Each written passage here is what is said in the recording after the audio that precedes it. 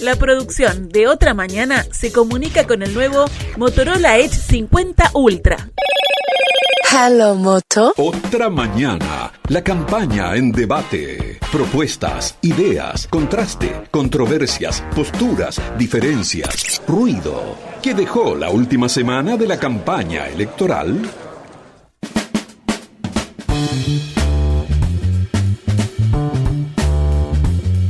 Una declaración de la candidata a la vicepresidencia por el Frente Amplio, Carolina Cose, generó repercusiones ayer, cuando señaló que si los allanamientos nocturnos se aprobaran, un eventual gobierno de la coalición de izquierdas debería analizar no utilizarlos por el enorme riesgo, dijo, que ellos representan. Así lo señaló en diálogo con la prensa, consignado por los colegas de Telemundo. El próximo gobierno, si se aprueba la reforma, debe evaluar prescindir de la herramienta, es decir, que el presidente le dé la orden al ministro del Interior de no hacer uso de esa herramienta aunque esté aprobada por los riesgos que puede generar. Pienso que sí. O sea que en un eventual gobierno del Frente Amplio sería un tema a discutir en el Poder Ejecutivo, en el gobierno. Pienso que sí. Luego en redes sociales buscó aclarar sus dichos, señaló que el Ejecutivo debe cumplir con toda la normativa vigente. No obstante, debe primero generar la reglamentación sin la cual no debe aplicarse, así como realizar la necesaria capacitación a la policía. Más tarde, el candidato presidencial del Frente Amplio, Yamandu Orsi, dijo que no hay dos lecturas a la hora de cumplir la ley. Tiene que quedar muy claro que lo que establece la ley y la Constitución se cumple. No hay dos lecturas para eso.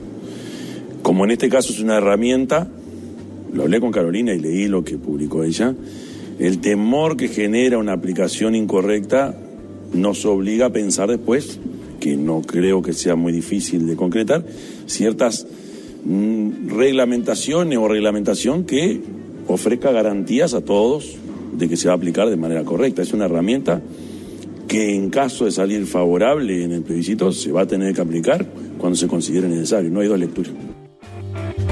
Desde el oficialismo se generaron varias reacciones ante los dichos de Cose. Por ejemplo, el presidenciable del Partido Nacional, Álvaro Delgado, dijo que el planteo de la exintendenta de Montevideo es peligroso, temerario y antidemocrático. Por su parte, Andrés Ojeda expresó en su cuenta de X que no se puede vivir talenteando en un tema que es delicado. La polémica surgió luego de que el Frente Amplio emitiera una declaración el lunes donde señala que no va a acompañar la consulta sobre allanamientos nocturnos porque no es el mejor camino para solucionar los graves problemas de seguridad que hoy tiene el Uruguay. Nuestro país, continúa la declaración, necesita alcanzar acuerdos en seguridad que sean sostenibles y para eso debemos promover debates responsables, señala en otro punto la comunicación de la coalición de izquierdas.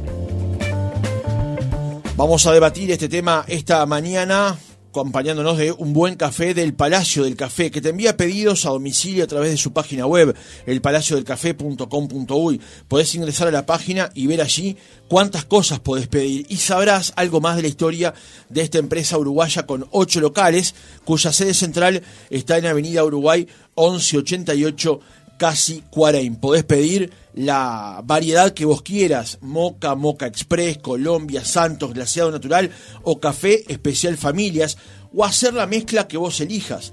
Un equipo calificado del Palacio de Café te va a asesorar. Este es un tema político, ni que hablar, y también es un tema jurídico, y por eso es bueno tener justamente en la mesa hoy la opinión de dos abogados que nos van a poder aclarar algunos alcances sobre esto. Vamos a comenzar hoy con Graciano Pascale, justamente desde estas dos perspectivas, la política y la jurídica. Graciano. Claro, quizás lo primero, digamos, debería ser ir al fondo de la propuesta, digamos, en qué consiste y por qué este debate. La Constitución establece que, palabras textuales de la Constitución, el hogar es un sagrado inviolable, usando una terminología, en fin, que viene de otras épocas, hoy no lo diríamos de esa manera, ¿no? Incluso la expresión sagrado, un poco fuera de época, digamos así. Uh-huh. Veo que Margarita me asienta con la cabeza porque... Y contradictorio con el artículo 5 de la Constitución. Dice bueno, que somos un país laico. Pero digo, a veces... Pero se entiende. Claro, pero a veces esas expresiones que nos conectan con nuestro pasado, también es bueno, yo qué sé, yo creo que en esas cosas, más allá de que haya quedado de modé, digamos, la terminología ideología. Yo creo que todos entendemos el concepto y nos remite a una época en la que eso era, digamos, habla corriente. Entonces, ¿qué es lo que dice la Constitución? Que, repito, el hogar es un sagrado inviolable. Solamente se puede ingresar con autorización del jefe. Bueno, hoy también hablar de jefe de familia también es un poco complicado, ¿no? Porque a veces hay una jefa de familia. Pero bueno, pero la norma jurídica es esa. Entonces, y de noche no se puede entrar, ¿no? Ni siquiera con autorización del juez, porque no puede, esa autonomía o esa soberanía del hogar está por encima incluso del Poder Judicial. ¿Cuál es el origen y por qué ahora se propone esto? Porque el concepto de hogar es muy específico. O sea, el hogar es un lugar donde reside una familia con ánimo de permanecer allí, en fin. Las bocas, lo que se llama las bocas de droga, se han empezado a instalar en lo que parecen ser hogares que no lo son, digamos, son comercios, ¿no? Son edificios o construcciones dedicadas a vender droga. No, entonces, son hogares, muchas veces. A veces sí, a veces es la no. familia la que vende. A veces sí, a veces no. Pero entonces lo que voy es que, como se amparan esos delincuentes en ese precepto constitucional, entonces se vende de noche la droga porque la policía no puede entrar, ni con orden del juez. Entonces de ahí surge esta propuesta que es muy polémica, porque hay gente que dice que bueno, que la policía no está preparada. Bueno, hay una serie de argumentos, en fin, que establecen o discuten los que ponen arriba de la mesa los que están en contra. Entonces, ese es el sentido de la disposición. Ahora, si se aprueba esa reforma de la Constitución, que abre un paréntesis en ese concepto del hogar como sagrado inviolable y le deja abierta la puerta a un juez para que autorice a la policía a ingresar, incluso de noche, bueno, eso es lo que se está discutiendo. ¿Qué es lo que dijo Carolina Acose? Ignorando un poco muchas cosas, ¿no? Cosas de derecho, sentido político también de la declaración, es que bueno, que aunque se apruebe esa reforma, si ellos ganan, en fin, vamos a ver si el Poder Ejecutivo la aplica o no. Primero, ignorando que no es el Poder Ejecutivo el que la aplica. Porque en ese caso, si bien la policía, forma parte del Poder Ejecutivo a través del Ministerio del Interior, en realidad cumple órdenes. No es que la policía, se aprobó un auxiliar de la justicia. Claro, no es que dice, bueno, ahora como se aprobó la Constitución, voy, entro, tiro la puerta abajo y van presos todos los que están acá. No funciona así. Pero es un concepto elemental. O sea, no es que se autoriza al Poder Ejecutivo a ingresar, sino que se autoriza a la justicia a habilitar el ingreso. Entonces, esta me parece que es la puntualización fundamental, porque a partir de ahí, cae de maduro que lo que dijo la ingeniera Cose no es de recibo. Después habrá consideraciones de tipo político, pero van por otro andarivel. Pero me parece que para situar el tema, esta introducción me parece que es oportuna. Margarita. Bueno, sí, yo quería agregar que todo esto del sagrado inviolable, que viene de la Constitución de 1830, porque nosotros pasamos a ser una república laica, digamos, recién a inicios del siglo XX, ¿no? Con la reforma de la Constitución de 1916. Por eso es que a veces se generan esas contradicciones. Y también respecto a lo que dice de la nocturnidad y de la cuestión del sagrado inviolable, también ha generado problemas en otras situaciones que antes estaban naturalizadas, que no eran delito, pero que hoy sí son delito, como los delitos de violencia de género y los delitos de violencia y abuso de niños, niñas y adolescentes, que suceden dentro del hogar y generalmente por la noche, ¿no? Entonces eso es una dificultad que a veces tienen los jueces para poder actuar cuando sucede una denuncia, porque realmente las personas adultas trabajan durante el día y están en la noche en su casa normalmente, y ahí es cuando sucede la mayoría de estos delitos que en 1830 no eran delitos ni nada. Bueno, no era que no existiera la violencia, existía, pero no era delito. Claro. Entonces,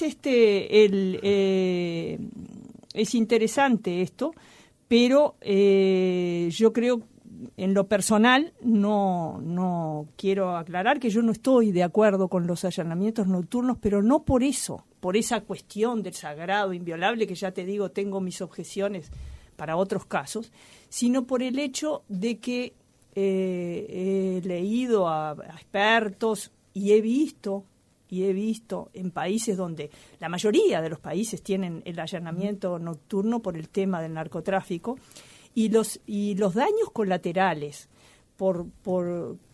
que existen contra personas totalmente inocentes, vecinos, o a veces por errores, y sobre todo porque en Brasil, por ejemplo, ya se ha comprobado, hay una cantidad de muertes por balas perdidas y por errores, y que el narcotráfico, el crimen organizado, tiene una tecnología mayor que la que tiene la policía a veces.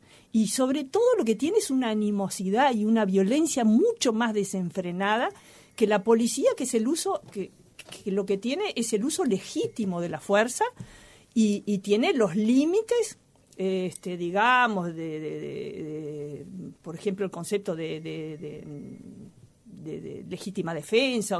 O sea, tiene un montón de límites. En cambio, el narcotraficante no tiene límites. Entonces se produce una cantidad de daños que yo no sé, y he escuchado también porque estaba paseando, pero he escuchado tu programa mucho, y un día que estuviste hablando con Layera, ¿fue? Efectivamente, sí, ayer. Ayer, bueno.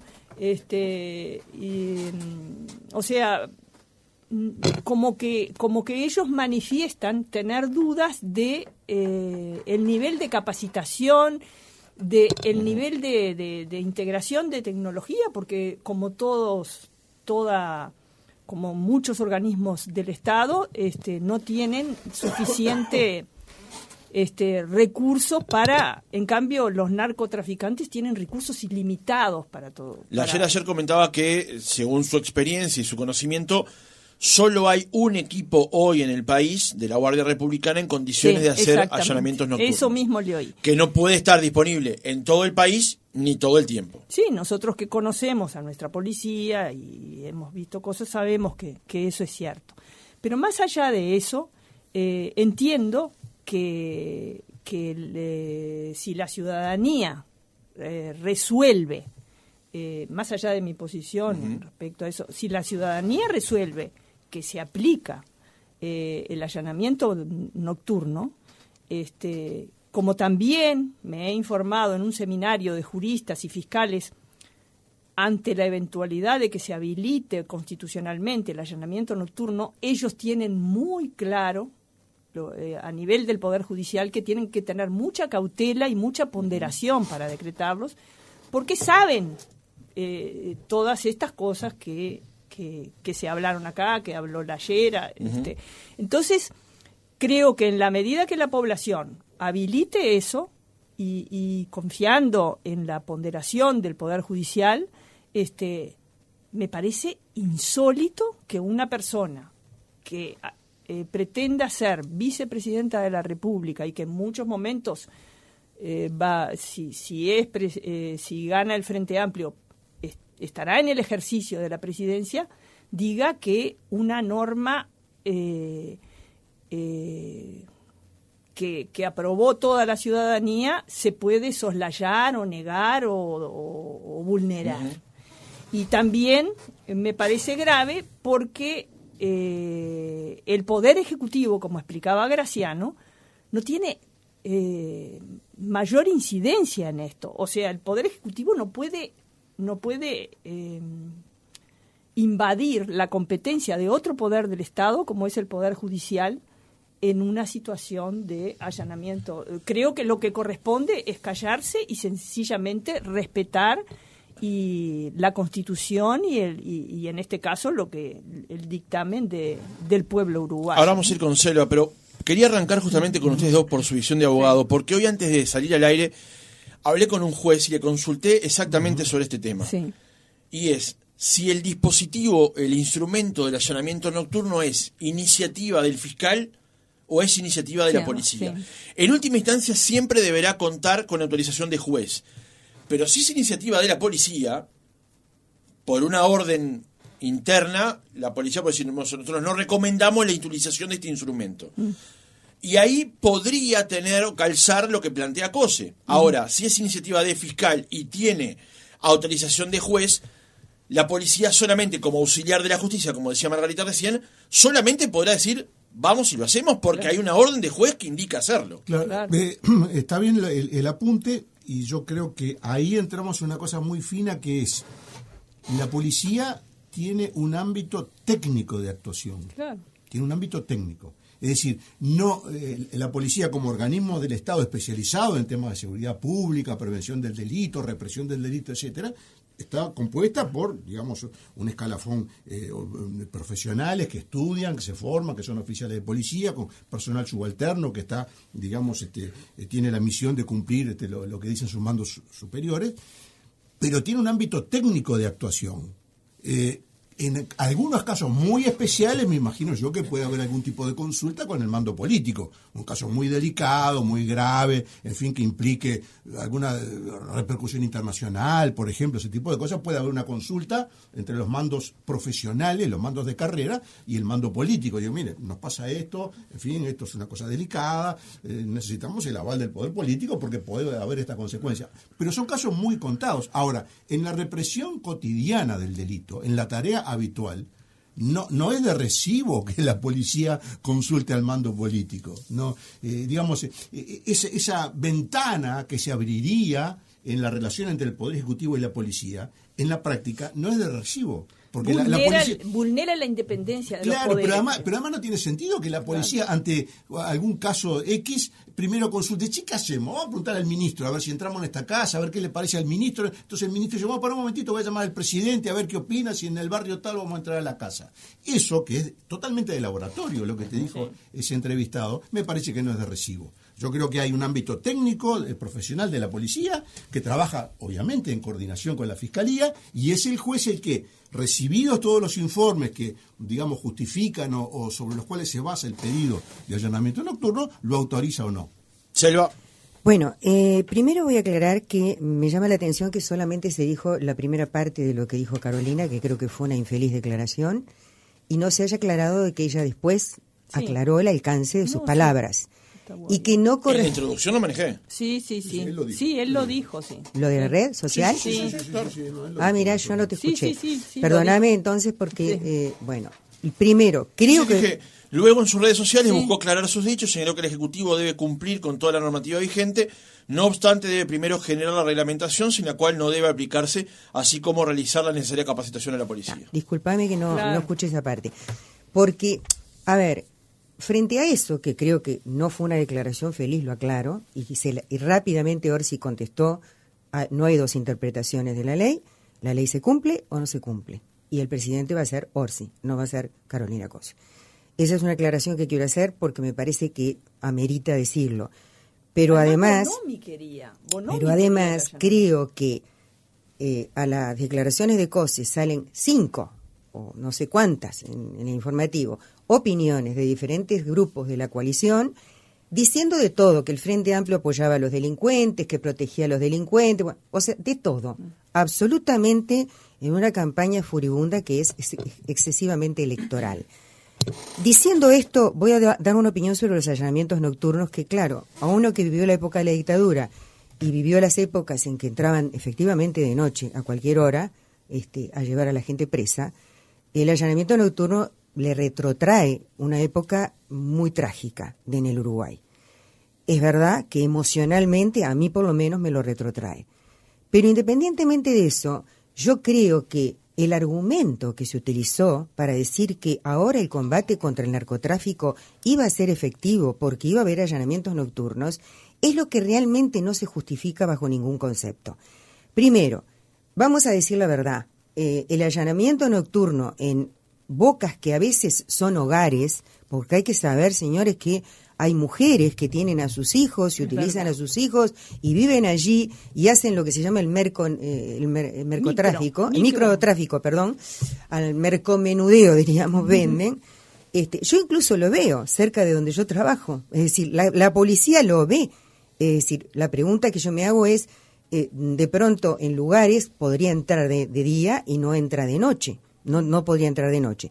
En el caso de mi trabajo sí, Pero en casos como algunos barrios que son complicados, no lo digo yo, lo ha dicho el sindicato de la policía. Sí. El sindicato de la policía ha salido a decir lo que Margarita expresaba con tanta claridad. 1, no hay tecnología suficiente. 2, no todos están preparados, solamente el grupo Geo. 3, hay lugares en que ellos ni siquiera entran de día. 4, podrían provocar un apagón los propios narcotraficantes en la zona y entras a ciegas y podés tener daños colaterales múltiples. Y además, digamos la verdad, no es en el microtráfico donde está la esencia del problema. Está en los grandes narcotraficantes que no viven en esos barrios, sino que viven en otros lugares, que son los que participan en lo que ahora es el tráfico desde Uruguay hacia Europa de toneladas, como ha quedado comprobado, de droga. Entonces yo me pregunto si de verdad los que hacen esto, que este plebiscito y proponen estas cosas, y el propio sindicato dice, con nosotros hasta el momento no hablaron nunca, el Ministerio del Interior no se reunió para decir qué instrumentos íbamos a tener, qué garantías de la vida íbamos a tener, porque de verdad es el policía el que pone la bala, ¿no? Al pecho, el pecho a las balas, perdón, cuando entra en un lugar a ciegas, sin saber cuál va a ser el fuego contrario, es decir, cómo se va a mover en esas circunstancias. Y de verdad que hay personas que dicen, bueno, nadie dejaría a sus hombres, o ningún jefe de un grupo, el propio Jorge Díaz lo decía, ¿no? Es difícil que quien comanda un equipo lo mande a ciegas a un lugar sabiendo que podría ser objeto de muchas bajas. Entonces, la gran pregunta que yo me hago es, 1, esto es efectivamente una campaña dentro de lo que es la campaña electoral. 2, no es cierto lo que se dice sobre que es la bala de plata, eso lo dice el Frente Amplio en su declaración, para resolver el tema del narcotráfico. Está la prueba. 3, voy a comentar solamente al pasar, porque he leído qué pasa en los allanamientos nocturnos que hay en otros países, y leí un artículo donde se comentaba los allanamientos nocturnos que se hacen en Gran Bretaña.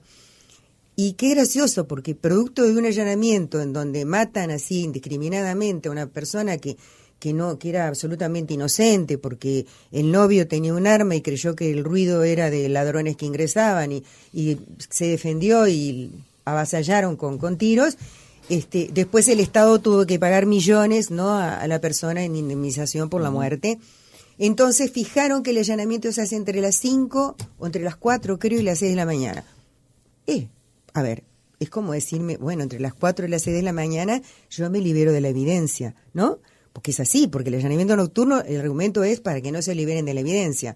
Francamente, yo creo que es un arma de doble filo, que hay que pensarlo más, y que además la argumentación que se usa no es la que yo considero viable. Creo que el tema pasa por otro lado y que efectivamente tenemos que ir contra el narcotráfico. Nadie dijo que el Frente Amplio defienda la delincuencia, ni que está a favor de que el narcotráfico nos inunde las calles y de homicidios y de asesinatos, por favor. Entonces, que se diga eso es de una irresponsabilidad política de parte de algunos personajes de la coalición que da vergüenza ajena escucharlos. Vamos ahora con intervenciones más breves, así hacemos más cortos el intercambio. Hay una aclaración para hacer, que lo hacía un oyente más temprano. Hoy ya hay allanamientos nocturnos. Claro. No hay allanamientos nocturnos en lo que se supone son hogares, porque eso sí está impedido por el artículo 11 de la Constitución de la República. Sí hay allanamientos en bodegas, espacios, lugares donde la policía puede intervenir perfectamente con orden de juez, salvo en el hogar, porque justamente sigue siendo ese sagrado inviolable según la Constitución. Margarita. No, solo quería aclarar que hace unos meses, el año o fin de año, vinieron expertos de Naciones Unidas. Recuerdo un reportaje que se le hizo a Montes de Oca, que es un ciudadano uruguayo que trabaja, especialista en todo el tema de la lucha contra el narcotráfico y el lavado de activos. Y él expresó muy claramente que en Uruguay tienen como no sé, tipo ponerle una planilla Excel donde tal cantidad de muertes o tal cantidad de situaciones violentas están directamente relacionados con una cantidad de denuncias por lavado de activos. Que llama la atención que en Uruguay es muy desproporcionada, es muy grande la cantidad de muertes y la cantidad de denuncias de lavado de activos es ínfima. O sea, él lo señaló, fue un señalamiento técnico donde además expresaba que la principal forma de luchar contra el narcotráfico es haciendo un muy buen control de las fronteras, del ingreso de la gran cantidad de droga al país, que antes éramos un país de paso, pero ahora ya cambió totalmente la naturaleza de esto, y con la consiguiente carga de violencia a nivel interno de la sociedad. Y una de las principales formas es controlar efectivamente las fronteras, que yo recuerdo en el periodo anterior del Frente Amplio, me llamó la atención, el delegado del Sindicato de Aduanas, Valdivieso, que lo conozco porque es de Rivera y nos conocemos de niños, denunciaba que el director de aduanas, no me acuerdo cuál gobierno del Frente Amplio, había liberado determinados aeropuertos VIP, puertos de Carmelo, puertos del río Uruguay, y que ellos no podían actuar, porque dice que la aduana no tenía personal suficiente. Bueno, por ejemplo, cito esa medida porque además sé que Valdivieso es una persona de izquierda. Bueno, pero eso quedó demostrado en un informe que hizo Jorge Lanata, con un informe que salieron desde Buenos Aires con una valija llena de dinero, llegaron a Carmelo, empezaron a caminar a Carmelo puerta adentro y no pasó nada. Ese es el puerto justamente que ahora la calle acaba de privatizar, el de Carmelo, exactamente por donde entraba la plata de Argentina. Pero lo que quiero decir es brutal. Selva, lo que quiero decir es que este control del lavado de activos y de provenientes de la corrupción y del narcotráfico es lo fundamental que deberíamos hacer como país. Y hace tiempo que Margarita no se hace. Gil Ilibarne pone un ejemplo en varias entrevistas y dice: en este periodo de gobierno no hay un procesado por lavado de activos. En todo este periodo de gobierno de 4 años y medio no hay un procesado por lavado de activos. ¿Es razonable pensar que en el Uruguay no hay más lavado de activos? Bueno, pero porque antes venía ese trabajo. Vamos con Graciano. Expertos de Naciones Unidas también. Vamos con Graciano. Si bien el tema del lavado de activos es un tema central, centrémonos en lo que estábamos conversando más temprano. Esas declaraciones que hacía referencia a Margarita son de Alejandro Montes de Oca, que vino a participar de un seminario organizado por Senaclaft. Nosotros aquí en el programa entrevistamos en ese momento a Ricardo Sabela y a Miguel Tenorio, un experto mexicano. Les recomiendo la entrevista, fue en septiembre del año pasado. ¿En qué fecha? Si quieren conocer con respecto a estos asuntos. No, yo veo que, digamos, las intervenciones tanto de Margarita como de Selva en los últimos minutos han ingresado un poco en el tema de fondo, que es en fin, la consulta en sí misma, argumentos a favor, argumentos en contra. Yo no voy a transitar por ese camino porque en definitiva es un debate político, cada uno tiene su posición, cada uno votará lo que le parece, es una cosa totalmente legítima. Yo en ese punto no voy a entrar porque me parece, por lo menos para mí, me parece que no corresponde. O sea, yo creo que cada uno tiene su suficiente madurez e inteligencia como para resolver, o en todo caso, yo no tengo nada para aportar en eso. Lo que sí me parece interesante, desde el punto de vista de lo que yo entiendo que es, digamos, el eje central del espacio que tenemos hace unos meses, es ver, digamos, por qué esto aterriza en la campaña electoral con esta contundencia, ¿no?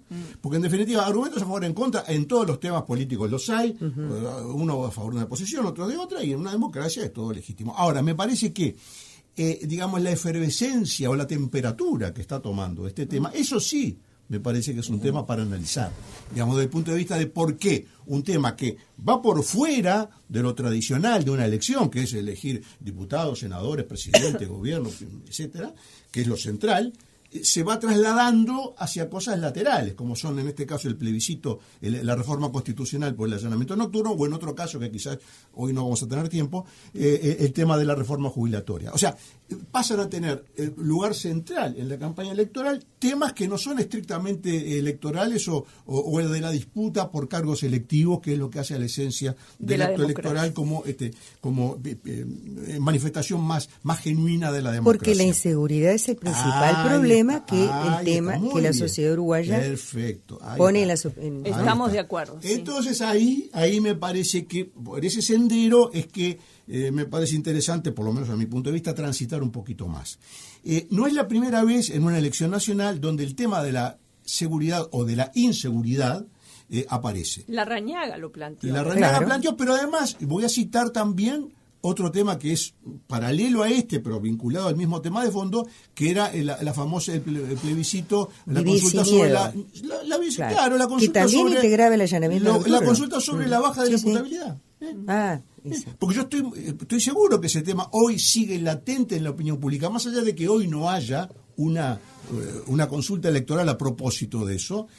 Bueno, el resultado cuando se hizo, que además generó una división dentro del propio Partido Nacional. Hay que recordar que el actual presidente de la calle Pou, para mantener un perfil diferente al de Larrañaga, que en su momento era su principal competidor, tuvo una posición diferente a la de Larrañaga, y quizás justamente por esa posición diferente que tuvo la calle Pou en su momento, dividiendo al Partido Nacional en un tema tan importante. Amplió el espectro y fracasó la posibilidad de bajar la imputabilidad, que mucha gente estaba a favor, y la diferencia del plebiscito de una posición y la otra no fue muy grande. Y yo creo que la posición de la calle Pou fue decisiva para que no prosperara ese plebiscito y para que los menores sigan siendo inimputables, o por lo menos tengan un estatus diferente. Si uno asesina a una persona con 17 años, si el asesino tiene 17 años, es tratado diferente que si el asesino tiene 18 años y un día, ¿no? Lo cual es una cosa que realmente genera muchas dudas de si eso tiene sentido o no. Pero bueno,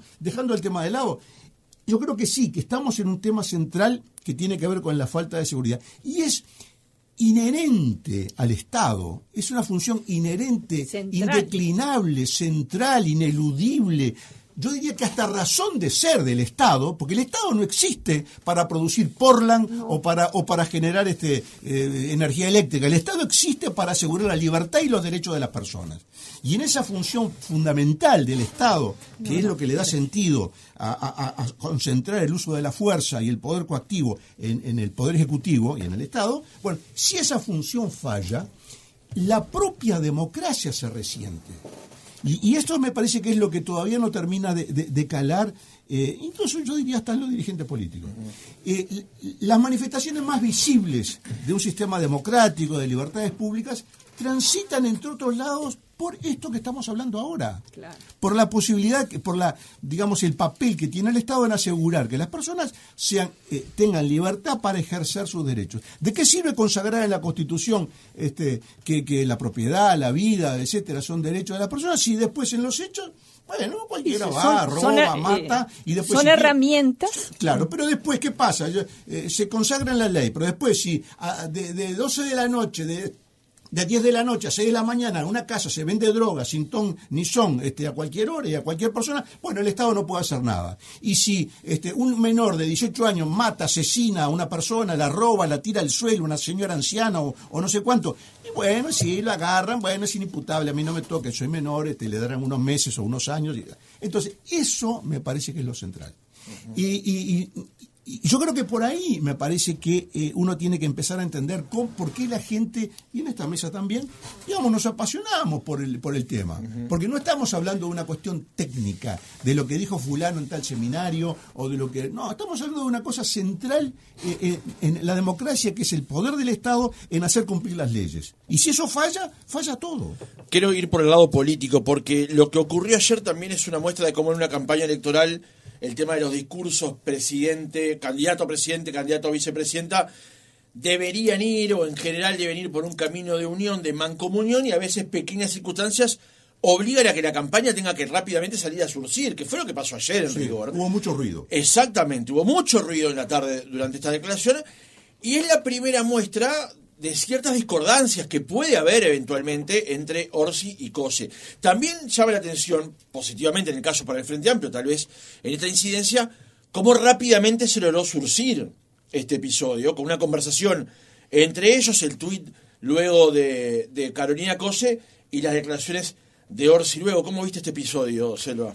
Me parece que fue muy acertada la participación de Orsi diciendo, a ver, la ley se cumple, claro, y fuera de la ley nada. Y creo que eso ha sido la la conducta del Frente Amplio en el ejercicio del gobierno en los 15 años.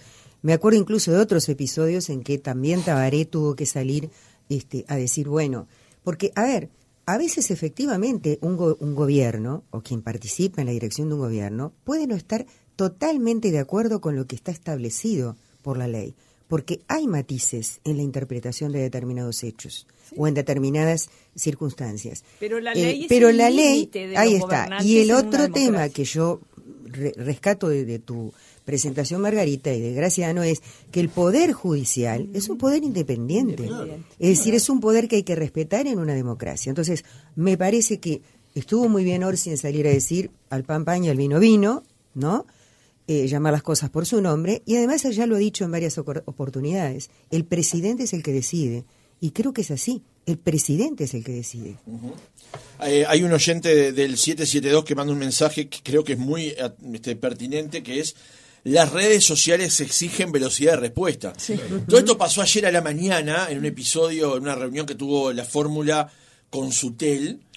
No habló Orsi, habló Cose, dijo esto, pasó en los informativos, nosotros lo replicamos, por supuesto, aquí en el Noticiero Oriental. En la tarde era una olla X, una olla que a veces es representativa de la sociedad y la mayoría de las veces no. Y luego vino la aclaración de Orsi en la noche en los informativos, ¿no? Como también la campaña debe reaccionar ante estas cosas, Graciano. No es el primer tema en el cual hay cortocircuitos. No es el primer tema en donde hay ruido dentro de la campaña del Frente En el Amplio. Plebiscito de la seguridad social Obviamente, también. Exactamente. Pero ahí no hay ruido, ahí hay una posición hay tomada. Pero hay una posición tomada por un grupo importante del Frente Amplio que te diría que es la mayoría. Bueno, y el Partido Comunista. Sí, eso de si es la mayoría y la minoría se verá en las urnas. urnas. Lo viste en las internas. ¿Cuánto sacó el Partido Comunista? Pero eso no 50.000 votos. Pero eso no quita. La mitad de las 609, para poner un ejemplo. Eso no quita que haya ruido. ¿Y vos creés que no hay ruido entre Ripoll y Delgado? ¿Tú crees que Ripoll piensa las mismas cosas que piensa Delgado? Lo que estamos hablando es lo que sale a la luz pública. Pero es lo mismo. Pero Silva, lo que se habla, a ver, lo que tú hablas con Esteban en tu casa es un tema privado, o sea, no venimos a decir, no, ¿por qué le habrá dicho Silva a Esteban porque fue a la feria y compró no sé cuánto la lechuga? No, no sabés lo que me dijo. Bueno, me imagino. Pero te quiero decir, pero lo caro que está la lechuga. Lo caro que está la lechuga. Pero, a ver, pero ayer pagué 70 pesos un tomate. Pero si Esteban hubiera puesto un tuit, que dice, hoy le dije a Silva, qué horrible, ¿por qué compró esto? No sé cuánto. O sea, ahí sí, mira, salió en las redes, le dijo tal cosa. Esto es lo mismo. O sea, nosotros hablamos de lo que aparece públicamente. Lo que habla Ripoll y Delgado entre cuatro paredes, yo qué sé, yo no tengo un micrófono adentro, muy probablemente haya discrepancia, muy probablemente sí o no, no importa. Acá lo que yo quería señalar, que hizo el apunte de Margarita muy atinado, es que está habiendo mucho ruido muy seguido en una fórmula presidencial que se conformó quizás por inercia. ¿Por inercia? Sí, no. Sí, claro, no. Porque... se conformó como debía conformarse. Y no sabemos, porque fueron la mayoría de los... Bueno, porque pero, uno tuvo... Uno y dos. Bueno, y fórmula paritaria. Bueno, y eso no es inercia. No, pero ellos tienen la normativa de que la fórmula pero debe eso es ser un automatismo. No es un automatismo. eso es una convicción. Bueno. ¿Cómo está funcionando en la práctica? Bueno, no está funcionando bien. Está funcionando bien, no es cierto. ¿Cómo no es cierto? Ayer el candidato presidente tuvo que desmentir al candidato. Pero es un hecho aislado. Donde la persona... fue un hecho aislado. El de la seguridad también social también es un hecho aislado. No es un hecho aislado, discúlpame, ahí tenés un error. El Frente Amplio ahí tomó la decisión de dejar en libertad de acción, y cuando aparecen 101 o 102 destacadísimos economistas que han formado parte, digamos, del corazón de lo que fue la reforma en materia de economía en este país, en los gobiernos del Frente Amplio, explicando por qué este no es el camino. Y además en el programa del Frente Amplio está planteado el tema de la reforma de la seguridad social como producto de un diálogo en el cual participen otros actores, que se modifiquen otros aspectos de la seguridad que esta ley que existe ahora no los contempla. Bueno. Está explicado, no es el tema de hoy porque yo creo que no nos va a dar el tiempo, pero de todas maneras digo, estás en eso, creo que no coincido para nada. Bueno, y está formulado como resultado de un análisis de la academia. Muchas veces pedimos que sea la academia la que aporte al Estado, es decir, que la universidad aporte a la construcción de la política. Lo hicimos en el GACH. Pero no podés negar que no es un ruido, eso es al contrario, eso no es un ruido. Eso es una definición que debía darse.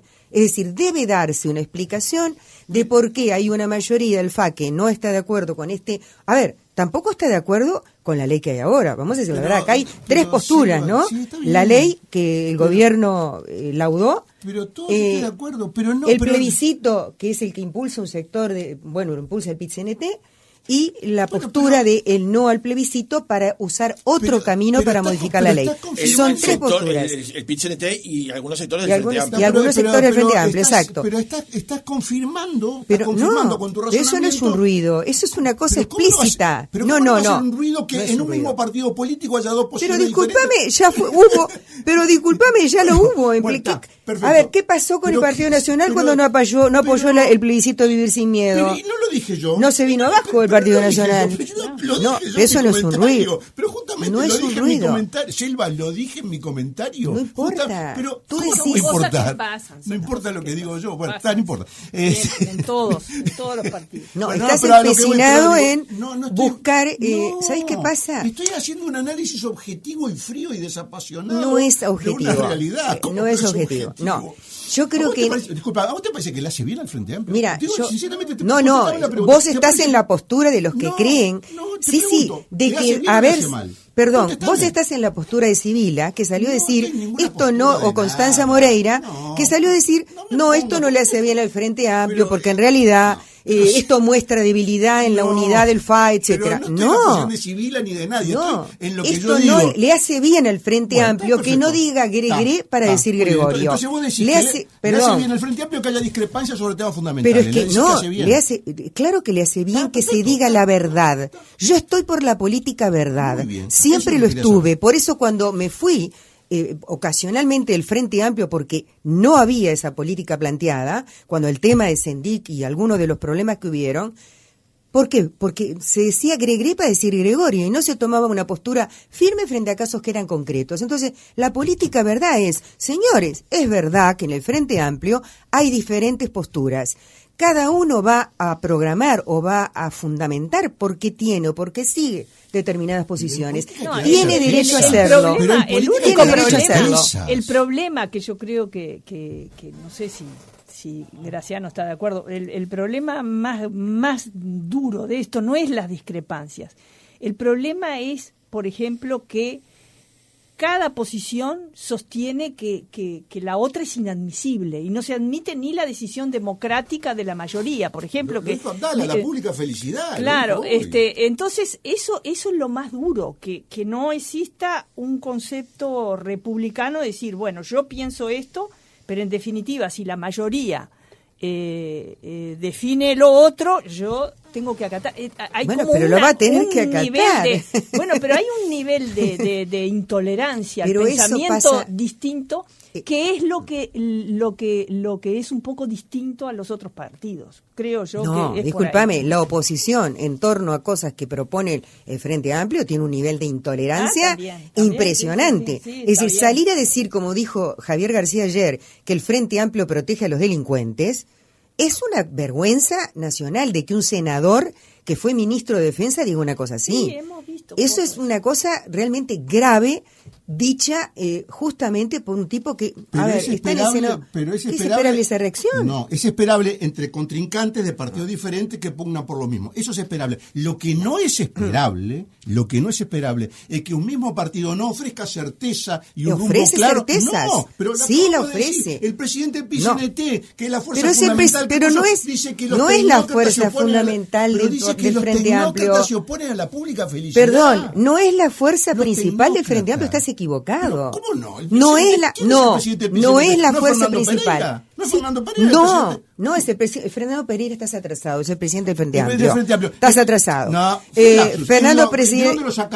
Marcelo Abdala es del Partido Comunista. Digámoslo con todas las letras. Entonces está defendiendo la postura del Partido Comunista, que no es, repito, la fuerza principal del Frente Amplio. En las últimas internas del Frente Amplio fue la fuerza política más votada. No. En las internas, no en las elecciones de junio, en las internas del propio Frente Amplio. No.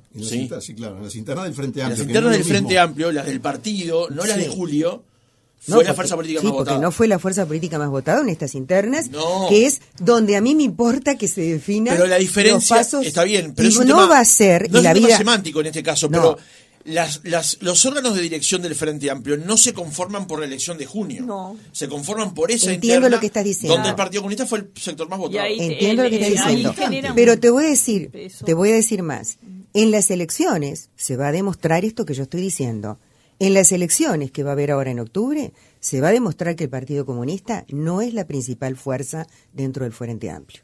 Y lo vamos a ver todos. Pero además voy a otro tema. Señores, si hay un grupo del Frente Amplio que tiene derecho a decir qué es lo que piensa, por honestidad intelectual, son las personas que elaboraron políticas económicas públicas que fueron certeras y que dieron como resultado un país en desarrollo durante 15 años y un salario que aumentó en función de eso, porque hubo derrame, no lo que pasa ahora. Es justamente el cupo, digamos, de economistas del Frente Amplio que firman esta explicación y que dan además un apoyo a lo que es la decisión del programa del FA, porque el programa del FA no está a favor del plebiscito. El programa que votó ese partido donde el Partido Comunista tuvo la mayoría, ese programa lo votó también la interna del Frente Amplio, 2.000 y pico de personas, donde obviamente decís tú, como tú decís, el Partido Comunista tuvo la mayoría. Ese programa no dice que el camino es un plebiscito, dice que el camino es modificar la ley, todo el sistema tributario y contemplar otras facetas que esta ley no contempla y no pasa por este camino. Por eso es que el Frente Amplio dice, bueno, hay sectores que insisten en este camino, nosotros vamos a respetarlos, pero dejamos libertad de acción. Margarita, últimos 30 segundos y nos vamos. Sí, no, realmente estamos en una campaña que se caracteriza por mucha virulencia, coincido, y algunas cosas demasiado de zócalo, no solo por las personas que tú nombraste, sino otros casos también. Eso es una cosa a lamentar, pero bueno, nada más que eso. Gracias. Sí, simplemente cerramos, cerramos con no hablamos del tema de la seguridad social, No. creo que va a adquirir, lateralmente. sí, No. pero creo que va a adquirir un rol muy importante en el último tramo de la campaña, Sí. porque las cifras de las encuestas están dando un resultado muy estrecho, y yo creo que ahí vamos a tener la irrupción de lleno no, porque ya está ocurriendo, pero la participación directa del presidente Lacalle defendiendo la reforma, como defendió en su momento la LUC, defendiendo la reforma de la seguridad social. Es otro error que cometieron. No darle sé, la palabra pero, al presidente pero para que participe en política. Yo quiero señalar que eso va a ocurrir. Yo quiero señalar que eso va a ocurrir, que están parados por la Constitución y que puede llegar a volcar la balanza. Selva, Margarita, Graciano, gracias por otro jueves. Buen viaje. Muchas gracias, nos vemos después.